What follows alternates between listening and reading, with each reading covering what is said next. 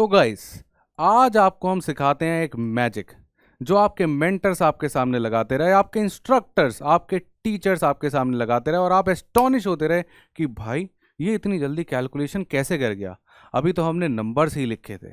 तो guys, master class वैदिक maths calculations, ये सब आपकी स्पीड को बूस्ट करते हैं। आपका एक ही सवाल होता है, सर कॉन्सेप्ट तो मैं सीख गया, सब कुछ आता है, पर सर इतनी जल्दी कैसे करूं। किसी भी कॉम्पिटिटिव एग्जाम में जाता हूं, चाहे आईआईटी जेईई हो, चाहे बैंक का एसएससी हो, चाहे कैट हो या जीमैट हो या कोई ओमेट का एग्जाम हो, या फिर आपके स्कूल का 9, 10th, 11th, 12th का सवाल हो, आप एक ही जगह पे फंसते हो, वो है कैलकुलेशन स्पीड।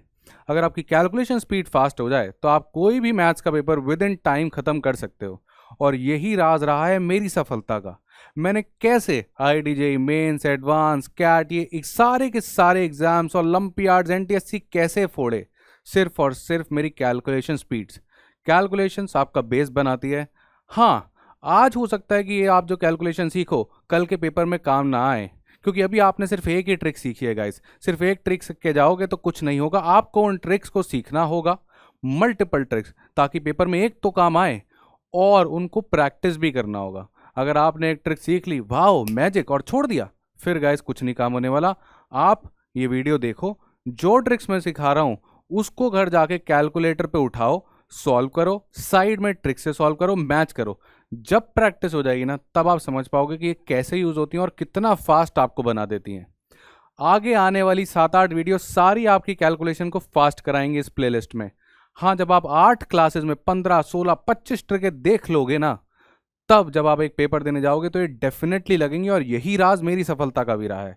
मैं कह रहा हूं आपसे दोबारा, सिर्फ एक दो ट्रिक सीख के कुछ नहीं होगा, मल्टीपल ट्रिक्स सीखनी पड़ेंगी, उसको यूजेज में लाना पड़ेगा, तब आपको पता चलेगा महीने 2 महीने बाद कि यार मैं कितना फास्ट हो गया हूं। फटाफट रिजल्ट्स की तरफ मत भागना कि एक ट्रिक सीख ली सर, ये तो कहीं लगती नहीं है। बेटा, एक ट्रिक कभी काम नहीं आएगी। जब तू सारी सीख लेगा, फिर एक साथ सारी काम आने लगेंगी, तब दिखने लगेगा। तो गाइज, आज की क्लास में हम कौन सी वो ट्रिक सीखने वाले हैं? आज हम सीखेंगे कि नंबर्स का स्क्वायर कैसे करें जो कि 100 के पास है, यानी कि 104, 106, 110, 200 के पास वाले, फिर 300। और अगर आप ये तीनों सीख गए ना, फिर कोई भी स्क्वायर आ जाए, बस 100 के पास होना चाहिए। 702, 903, सबका स्क्वायर आप चुटकियों में निकाल सकोगे। देखना चाहते हो? देखना चाहते हो तो आओ, फिर इंतजार किस बात का है, सीखते हैं एक मैजिक। तो गाइस, मान लेते हैं हमें 102 का स्क्वायर निकालना है। कुछ मत करो, आप 102 के स्क्वायर के आगे 102 ही लिख दो। अब आपने फोकस करना है इस 2 पे। ये जो 2 है यूनिट डिजिट वाला, इस 2 पे फोकस कर पा रहे हो? इसी 2 को इसके नीचे लिख दो। अब ये सम मिला के कितना हो गया? 102 + 2, 104। पहले तो ये स्टेप तक पहुंचना है, तो इस नंबर को ऐसा का ऐसा लिखना है, यूनिट डिजिट वाले पे फोकस करना है, इसी को इसमें ऐड कर दो, 104 हो गया। अब ये जो 2 है, यही सारा काम करने वाला है। इसका आपने कर देना है स्क्वायर। 2 का स्क्वायर क्या होता है? 4। पर 4 मत लिखना, लिखना 2 डिजिट में है, तो 04, यही इसका स्क्वायर है। 10404। कैलकुलेटर पे ट्राई कर लो और आपको आपका आंसर मिल जाएगा। एक और गाइस ट्राई करते हैं। मान लेते हैं 104 का स्क्वायर है। आपने कुछ नहीं करना, आपने क्या करना है, 104 ऐसा का ऐसा लिख देना है, राइट। अब फोकस करना है इस 4 पे, इस 4 को यहाँ पे ऐसा का ऐसा लिख दो। अब ये सम कितना हो गया? 108। और फिर आएगा इस 4 का स्क्वायर। 4 का स्क्वायर क्या होता है? 16। ये रहा आपका आंसर। That simple. 100 के पास किसी भी नंबर का स्क्वायर करोगे, यूं ही आ जाएगा। कैलकुलेटर उठाओ, ट्राई करके देख लो। सिर्फ यूनिट डिजिट का खेल है। 102, 2 ऐड करो, 10404। ठीक, अब आगे बात करते हैं और चलते हैं हम 200 के पास वालों के। वापस काफ़ी सिमिलर कहानी है। 203 नंबर ऐसा का ऐसा लिख दो। फोकस करो किस पे? इस 3 पे। अब यही 3 को वापस नीचे लिख के ऐड कर दो। आपके पास कितना हो गया? 206। अब एक स्टेप एक्स्ट्रा है। पिछली बार तो यहाँ पर 1 था, इस बार यहाँ पर है हमारे पास 2। तो इस पूरे नंबर को जो भी आपके पास आया 206, इसको ये 100 प्लेस वाले नंबर से मल्टीप्लाई कर दो। तो 2 × 206 कितना हो जाएगा आपके पास? 412, राइट। तो यहाँ पे हम लोग लिख देते हैं 412। अब इसके बाद आपने क्या करना है, जब आप 412 तक पहुंच गए, वापस इस 3 के स्क्वायर पे आ जाओ। 3 का स्क्वायर क्या होता है? 9। लिखना 2 प्लेस पे है, तो वापस यहाँ पे क्या आ जाएगा? 09। तो सिर्फ पीछे वाले क्वेश्चन से एक स्टेप एक्स्ट्रा है। क्या स्टेप एक्स्ट्रा है सर?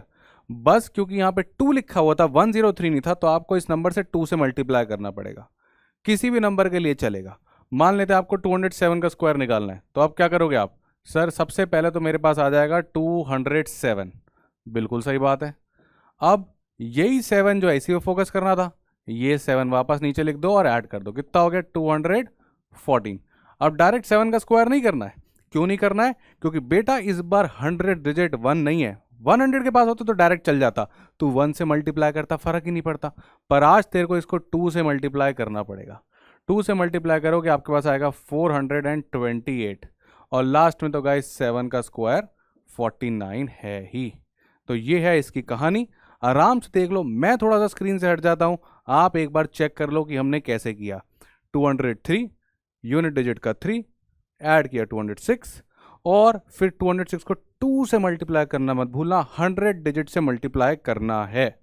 सिंपल सी ट्रिक है, समझ में आ गई तो बहुत बढ़िया, नहीं तो पीछे जाओ और दोबारा से ट्राई कर लेना। ठीक है, हम आगे बढ़ते हैं और 300 के पास वाले की बात करते हैं। हालांकि आप समझ गए हो, अब ये 400 500 600 सबके साथ सेम होने वाला है। मान लेते हैं 302 का स्क्वायर है। सबसे पहले बच्चे जानते हैं अब, सर 302 ऐसा का ऐसा, फोकस करना है यूनिट डिजिट पे, 2 को ऐड करना है, ये हो जाएगा 304।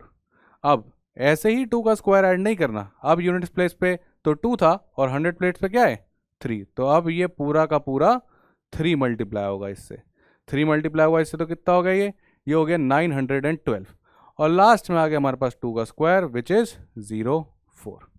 तो आपके सिंपल से स्टेप्स हैं, नंबर ऐसा कैसा, यूनिट डिजिट ऐड, 100 डिजिट से मल्टीप्लाई, फिर पहले 3 नंबर मिल गए, उसके बाद यूनिट डिजिट का स्क्वायर, सिंपल। यानी कि 307 का स्क्वायर निकला है, तो सबसे पहले 307, फिर यूनिट डिजिट ऐसे की ऐसी ऐड 7, कितना हो गया 314। 100 प्लेस पे क्या है सर 3 से मल्टीप्लाई कर दो, कितना हो गया आपके पास 942, लास्ट में 7 का स्क्वायर 49, ये आपका आंसर है। कैलकुलेटर उठाओ और चेक कर लो। अब आप किसी भी नंबर जो 100 के पास है आप आसानी से सॉल्व कर सकते हो।